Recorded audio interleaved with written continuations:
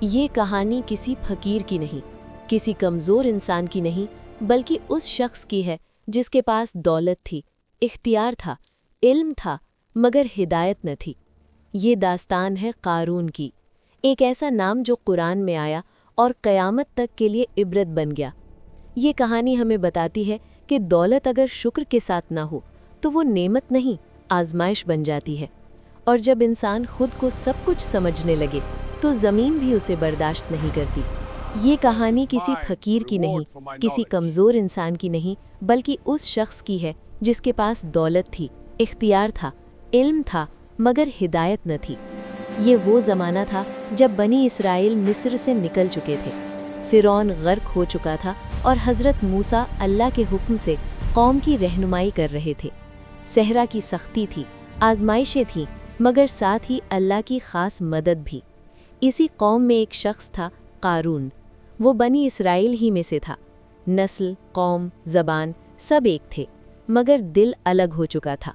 ابتدا میں قارون عام لوگوں جیسا ہی تھا، بلکہ بعض روایتوں کے مطابق وہ علم دین بھی جانتا تھا، تورات پڑھتا تھا اور حضرت موسیٰ کے قریب شمار ہوتا تھا۔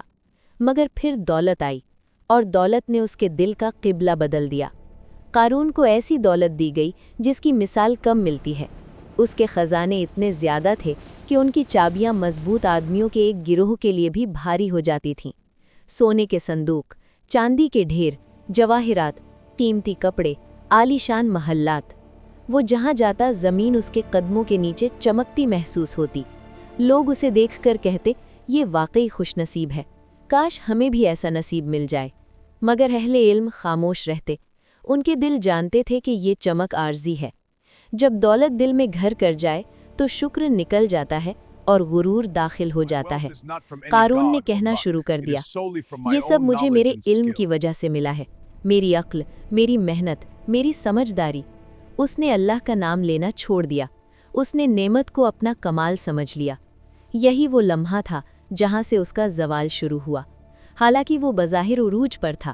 بنی اسرائیل کے نیک لوگوں نے قارون کو سمجھایا، نرم لہجے میں، خیر خواہی کے ساتھ۔ انہوں نے کہا، خوشی میں اتراؤ مت، اللہ کی دی ہوئی دولت کو اللہ کی راہ میں استعمال کر، آخرت کو مت بھول، زمین میں فساد مت پھیلا۔ یہ الفاظ کسی دشمن کے نہیں تھے، بلکہ اپنے ہی لوگوں کے تھے۔ مگر قارون کے کان بند ہو چکے تھے۔ اس نے طنز کیا، ہنسا اور منہ موڑ لیا۔ ایک دن قارون پوری شان و شوکت کے ساتھ نکلا، قیمتی لباس، سنہرے زیورات، نوکروں کی قطار، اونچے گھوڑے، چمکتے ہتھیار۔ جب وہ گلیوں سے گزرا تو لوگ رک گئے۔ دنیا کے طلبگار کہنے لگے، کاش ہمیں بھی قارون جیسی دولت مل جائے۔ اور اہل ایمان نے آہ بھری، افسوس، اللہ کا اجر بہتر ہے، مگر یہ بات صبر والوں ہی کو سمجھ آتی ہے۔ یہ دو نظریں تھیں، ایک دنیا کو دیکھ رہی تھی، دوسری انجام کو۔ قارون کا غرور یہاں تک بڑھا کہ اس نے حضرت موسیٰ کے خلاف سازش شروع کر دی۔ وہ اس نبی سے جلنے لگا جو بغیر دولت کے بھی عظیم تھا، جس کے پاس خزانے نہیں تھے مگر وحی تھی۔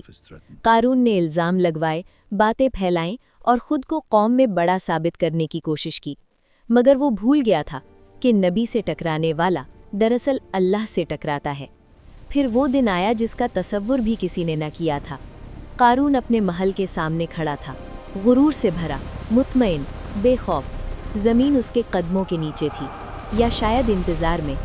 اللہ کا حکم آیا اور زمین نے حرکت کی۔ اچانک زمین کانپنے لگی، لوگ چیخنے لگے، مٹی پھٹنے لگی، قارون کے قدم دھسنے لگے۔